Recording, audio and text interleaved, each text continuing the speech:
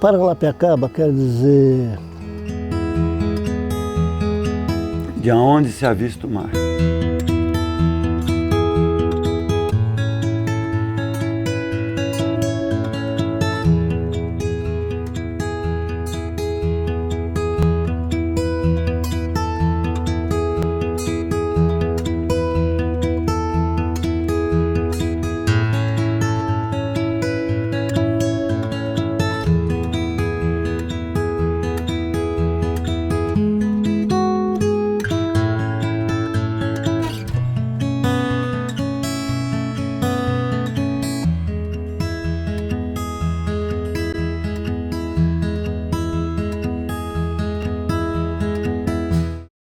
Então, teve uma época aí que teve uma hiperprodução de café, não foi?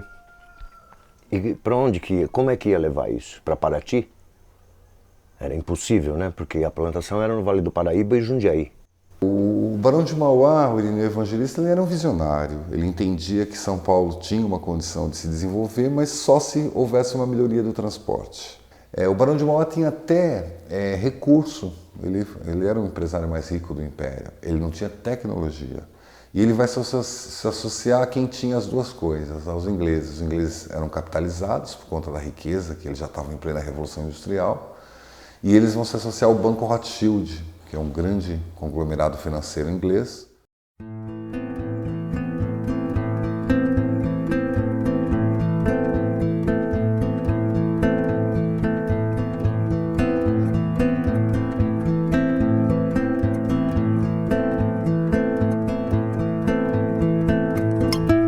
O primeiro sistema funicular, vamos falar um pouco como eles foram até de 1867 até 1901, funcionou apenas um sistema funicular e o café se mostra um sucesso absoluto. E teve mesmo, isso foi um auge, cara, 24 horas de transporte de café para o Porto de Santos. Em 1894 já estava totalmente...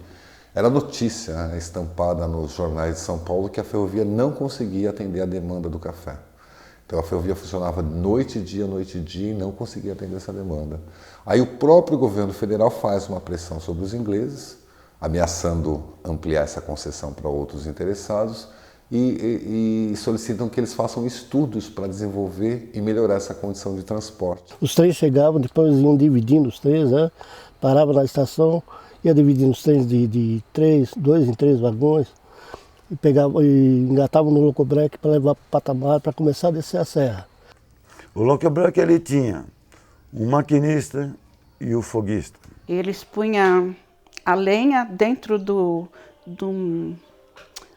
uma caldeirinha que tinha dentro da máquina. E aí eles pegavam e punham fogo ali para fazer pressão, né? Fazer aquela pressão para o cabo pegar, para a máquina descer, pegar o cabo, que tinha uma peça na máquina que descia, abraçava o cabo e o maquinista puxava a alavanca, ele puxava e ficava grudado ali, não saía. Quando o locobreque dava o pronto, o maquinista do locobreque dava o pronto, ele batia uma vara de cobre em cima dos fios e dava sinal na máquina fixa, onde eles começavam a rodar a serra. Tinha o 5º patamar, o 4º patamar, o 3º patamar, o 2º e Piaçaguera. E o locobreque, o percurso dele de patamar em patamar era de 2,5 km.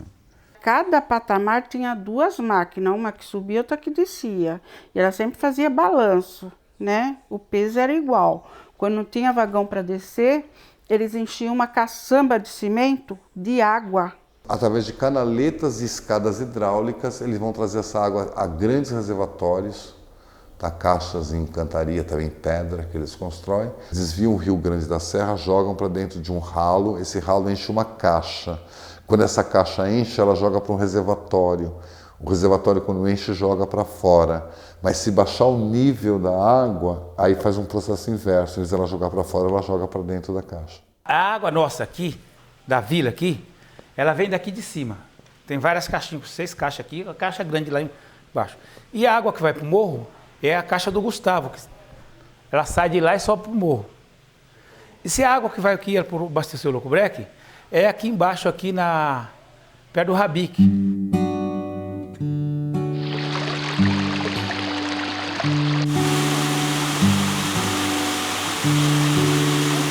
A gente saía, chegava aqui, não tinha mais máquina para descer. Aí o meu marido pegava, põe a gente lá sentado no trolinho e descia. O trole é o seguinte, então ele tem os banquinhos, tem uma roda que é o contrapeso dela, que tem um varão. Chegando de patamar em patamar, você levantaria aquilo lá com facilidade, você trocaria de linha para poder prosseguir para o outro patamar. Aí então nós descíamos de trole. O trole ele serviria para abrir serviço nas gabines, no patamar, entendeu? Para poder dar tudo certo. Então ali você conferia os maquinistas, os foguistas e os fiscais de viagem, que era, tudo isso tinha em cada patamar. O patamar é o seguinte, as máquinas a vapor, ela funciona a fogo e a água. Subia, fazia a manobra aqui em cima, no quinto patamar abastecia de água. Ela ia funcionando, que ela não podia parar de funcionar. Ela não podia abaixar menos de 100 libras, senão tirava a potência do cacinete, que prendia, a compressão, prendia o cabo. Então ela ia funcionando. Conforme, com a calor e a água, ia gastando água. Aí chega a cada patamar, você parava para engatar em outro cabo, que era outra máquina fixa, e abastecer de água. Que a gente morava assim nos patamares para fazer a comida e levar a marmita na hora certa. Todos aqui têm horário diferente, né? Um trabalhava à noite, repousava durante o dia, né? E outros trabalhavam durante o dia e à noite era livre para eles. Então tinha que obedecer ao horário um do outro, né?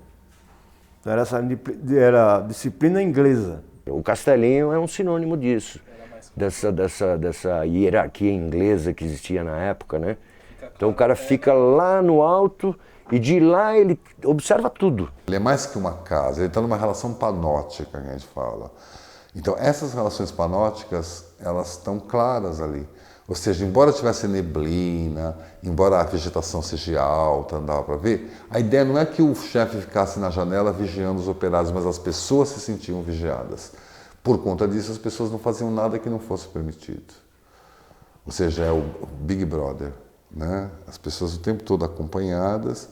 E, então, assim, você vê isso claro. A casa do chefe da estação olha para a estação, a casa do médico do residente olha para o hospital, a casa do chefe da mecânica olha para a mecânica e o engenheiro no alto da colina olha para todo mundo. Cada setor tinha um chefe.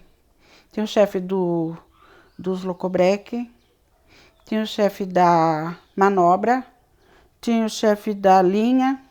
Que os ferroviários, eles tinham que ir aonde mandava, onde precisava de manutenção, eles tinham que ir. Tinha as casas na serra todinha, tanto na serra de baixo como na serra de cima, é cheio de casa. Nos patamares ali tinha as casas, casa de gabineiro, e casa de peão e casa dos maquinistas das máquinas fixas. Conforme a necessidade, você está ali para prestar serviço. E dizia assim, eles punham assim como sobreaviso.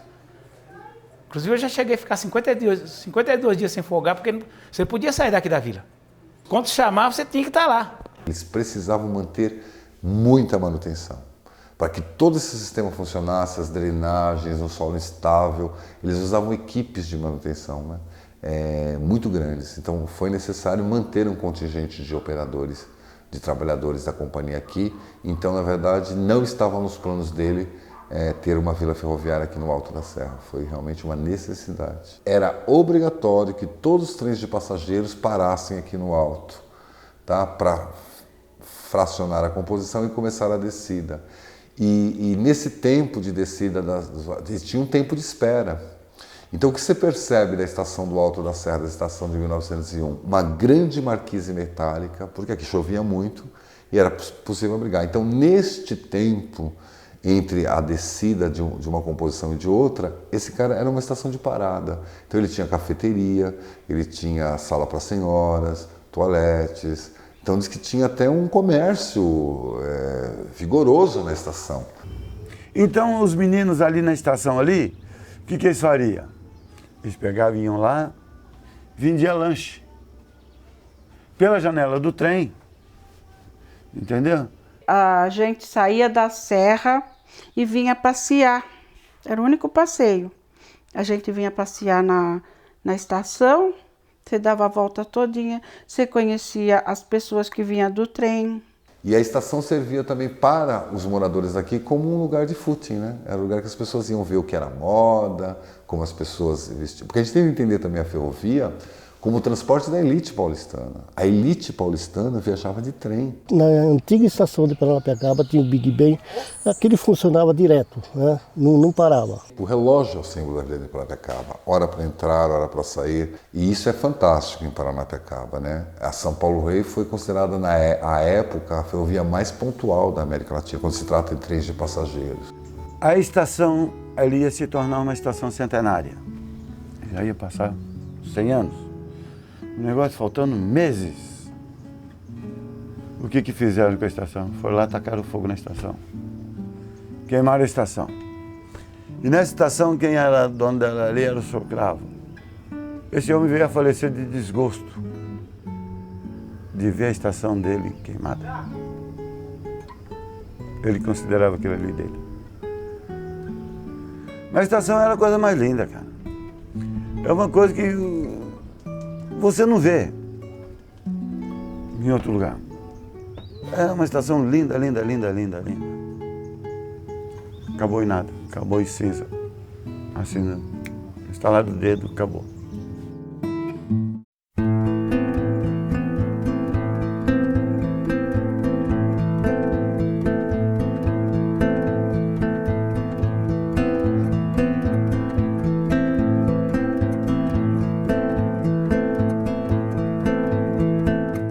Na verdade, em Paranapiacaba, o que nós temos ainda que é bem parecido assim do que existiu lá é a Varanda Velha. A Varanda Velha é muito representativo de como foram essas primeiras casas. Casas muito pequenas, tá? Construídas em pinho europeu, utilizando mata junta. Você vê a Vila Nova Martin Smith, já é 40 anos depois, ela vai usar aqueles encaixes, né?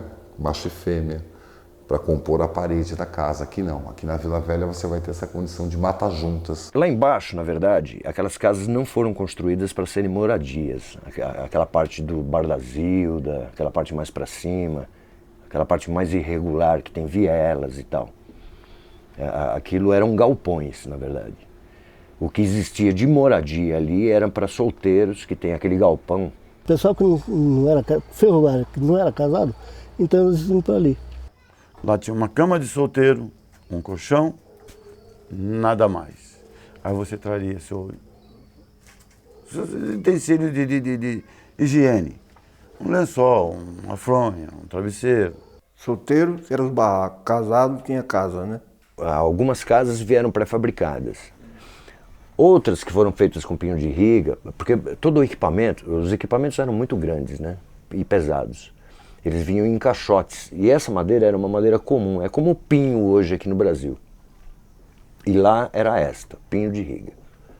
Ela é muito resistente a cupim e umidade, ela tem muito óleo. Então as caixas vinham os equipamentos vinham nessas caixas. E isso era reaproveitado para fazer aqueles galpões que são feitos de qualquer jeito lá embaixo. Mas também vinham tábuas, vinham peças prontas, paredes pré-fabricadas e tal. Telhas, elas vinham de lastro no navio.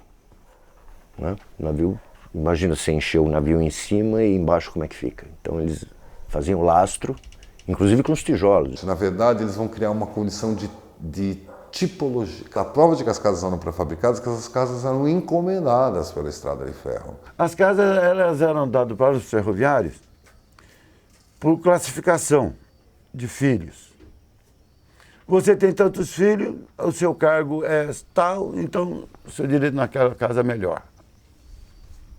Você é encarregado, não sei, da VP, e sua casa é melhor que a do batedor de chave. E assim era. quem fazia a manutenção das casas, aqui já tinha carpinteiro, tinha marceneiro, tinha pedreiro, tinha tudo da ferrovia. Quando precisava alguma reforma, então a pessoa que morava na casa, eles faziam o pedido e iam os funcionários para reformar. Cada 2 anos, o chefe vinha na casa da gente e olhava tudo que faltava e arrumava tudo, pintava, arrumava chão, tudo. Aí entregava pra gente. Quando a gente saía, eles vinham olhar outra vez para ver como que estava. Se tivesse faltando um vidro, vinha descontado no pagamento. A empresa era responsável por tudo. A manutenção da cidade, da parte baixa, era a estrada de ferro, né? A parte baixa foi feita para ferrovia, né? Primeiro movimento aqui foi ferrovia. E as pessoas que vinham de fora, eles foram arrumando casas lá em cima, fazendo casas lá em cima. Então lá era particular, sempre foi particular. O nascimento da parte alta, 1861, um acampamento, que já falamos, esgotamos de falar, o acampamento de 1861. Um ano depois, janeiro de 1862, nem um ano depois, um português, o Bento José, né, vindo de Quatinga, ele se instala no lado oposto. O acampamento está desse lado da linha, ele se instala no lado oposto e ele era um mascate, ele vendia tudo que você possa imaginar que um acampamento precisasse. Espelhinho, carnes secas, embutidos, né? Ou seja, ele viu aqui uma condição de fazer comércio e ele não pensou 2 vezes. E é o Bento José que traz a devoção, um português muito católico, e ele traz a devoção do Bom Jesus, né? Que hoje é o padroeiro católico aqui do local. Cada um comerciante de lá tinha uma carriolinha dessa para vir buscar o gênero aqui embaixo e levar lá para o morro, né? Porque a área comercial era lá. Eles começaram a vir, porque lá são portugueses, são pessoal que veio de Mogi, italianos, que se estabeleceram lá, mas a grande maioria é português. Era português, agora já miscigenou. Vinha de trem as mercadorias, tinha o carro que era o bagageiro que trazia as coisas, descarregava na estação, punha na carroça, levava para o morro, como trazia para lá de cá. Então as mercadorias elas vinham tudo lá embaixo, dentro de 3 vagões. Entendeu? Ali dentro você escolhia tudo que você queria para sua casa. Você vai ver no Largo dos Padeiros, você vai ver que tem uma linha estacionária, uma linha que não dá em lugar nenhum, ela para ali. Porque ali existe um grande galpão, que a gente chama de Cooperativa dos Planos Inclinados. E é ali que chegavam as cargas de alimento para abastecer essa população. Aí depois veio esse mercado aqui. O mercado era a mesma coisa do mercado municipal de Santo André. Tinha os boxes e ali vendia secos e molhado. Arroz, feijão, carne seca, carne salgada, todas essas coisas. E tinha açougue, lojinha, loja de material de escola. O mercado ele é fantástico, assim, ele é singular na arquitetura, porque ele é uma construção mista, ele não é de madeira. As pilastras todas edificadas em tijolos de alvenaria e as paredes ventiladas. Era um espaço que comercializava muito produtos e frequentava, imagine uma feira, era uma feira coberta. As pessoas comercializando produtos, precisava ser ventilado. Tanto no mercado como em barzinhos que tinha, eles gostavam de higiene, né?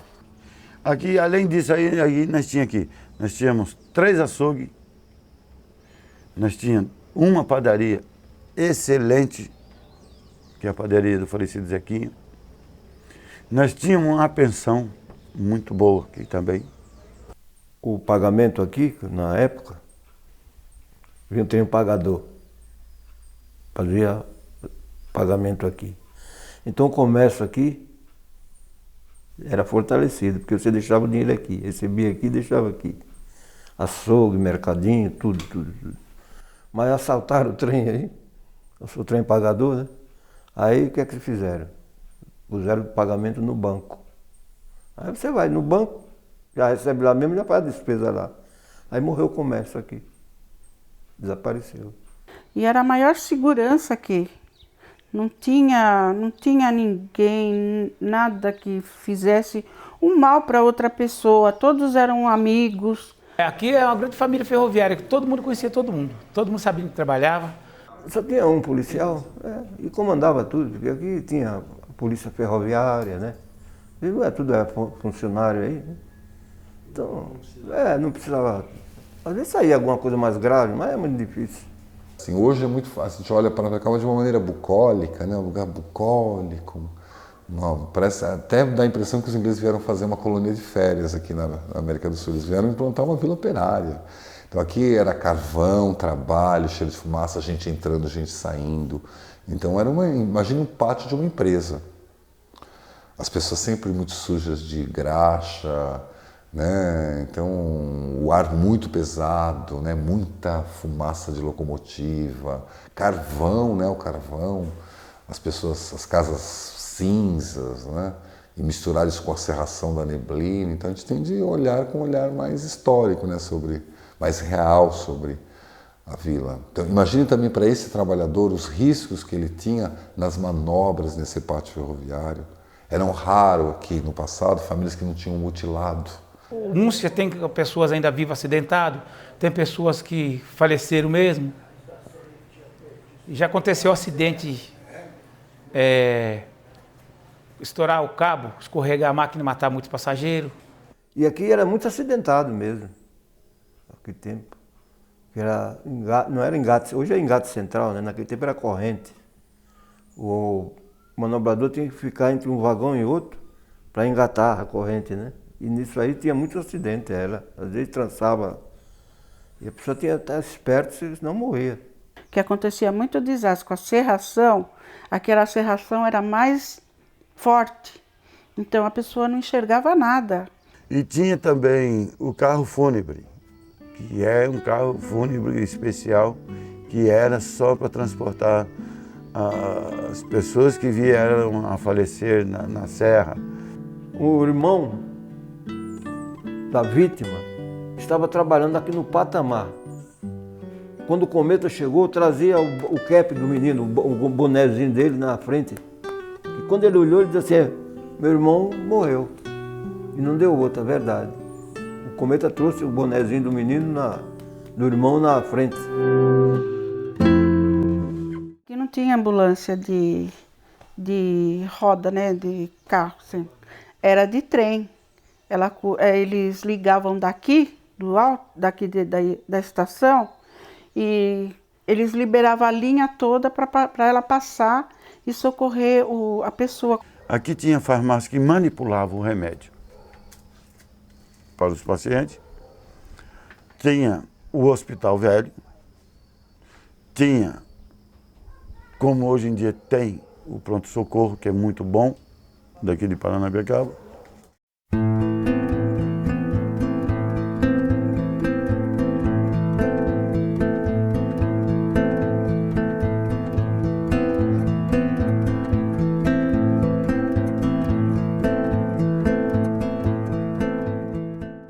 O Pau da Missa é histórico, isso ali, o Pau da Missa sempre tem qualquer anúncio, vai lá no Pau da Missa que tem um aviso lá. Aí ali era o centro de referência.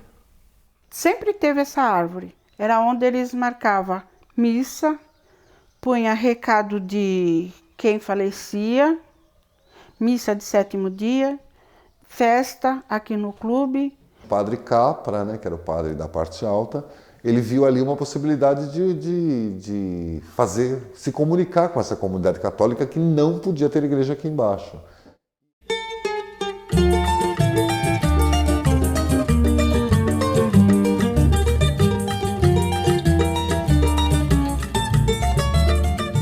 O Lira já era outra coisa, né? Tinha escritório, todo mundo era sócio. Quando precisava para fazer um casamento, uma festa, a gente já tinha o lugar certo para fazer aquilo. O festival aqui tinha do clube, né? Então fazia aquele campeonato aí. Era os clubes aí para disputar. E sempre a arquibancada enchia. Aqui, o jogo aqui sempre foi histórico, né? Porque a empresa aqui, ela dava o passe. para 25 ou 30, parece uma coisa assim, 30, para vir os clubes, né? E o passe, para eles virem jogar aqui. Isso já era do inglês. O inglês é que abriu essa concessão. Então você dizia, olha, eu tenho um clube que quer vir jogar com a União Lira Serrana, lá da sua vila. Então você ia buscar o passe, para eles trazerem eles para vir jogar aqui. O time de Paranapiacaba, o Serrano, né, que é de 1903, ele tem grande contribuição para a popularização do esporte no Brasil. Primeira contribuição do Serrano, que é o primeiro time a ter campo de futebol. Ou seja, times que nasceram antes do nosso, Ponte Preta de 1900, que nasceu lá também à margem da Estrada de Ferro, nasceu, mas não tinha campo de futebol. Eles jogavam bola de improviso. Lá embaixo que pertencia à Estrada de Ferro, a União Lira Serrana. E tinha o Flor da Serra, que era o cinema. Lá em cima, era o Flor da Serra, tinha o carnaval, tinha cinema, né? Era, os dois clubes davam carnaval, o Lira e o Flor. Mas a turma frequentava mais o Flor, gostava mais. Mas o cinema era horário que a gente não podia vir. Só quem assistia era o pessoal daqui, ainda era cinema mudo. Aqui o inglês ele tinha essa necessidade de manter esse operário à sua disposição. Não era interessante que esse operário saísse daqui para nada, nem ele nem sua família. Então aqui, essa condição que já era muito boa em toda a estrada vai ser maior. Então aqui ele vai dar cinema, ele vai dar iniciação musical, ele vai oferecer esporte para esse trabalhador.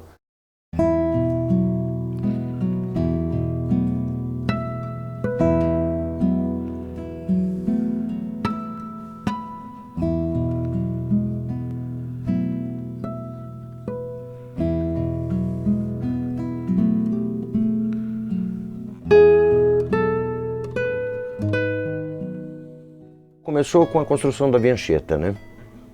E a instalação das indústrias automobilísticas no ABC.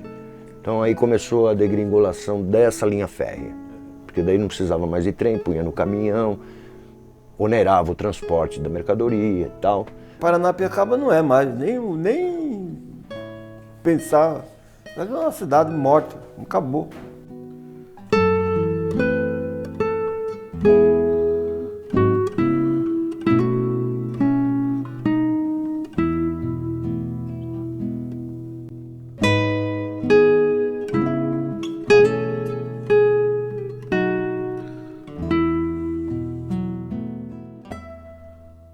Seria natural que nós fizéssemos uma receita culinária, cantássemos uma música, fizéssemos um trabalho manual.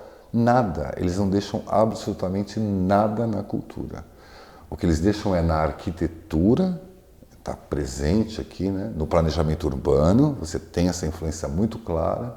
Talvez o que eles deixem na cultura da gente são as lendas de assombração. Isso talvez porque isso na verdade não era uma ideia de deixar um costume, era mais uma maneira de controlar o operário.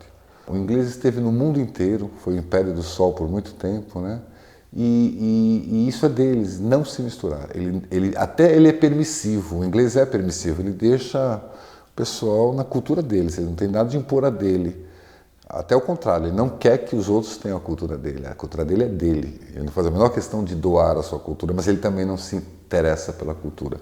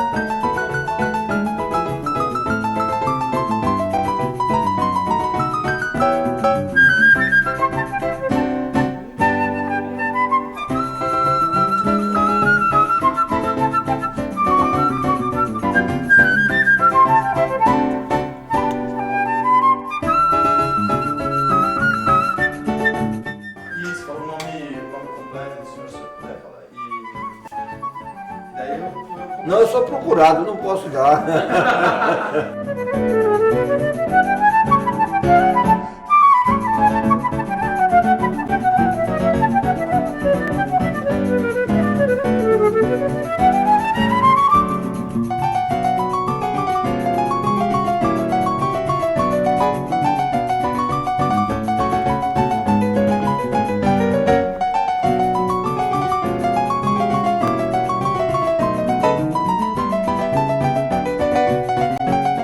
E aí, estendeu agora, né, cara?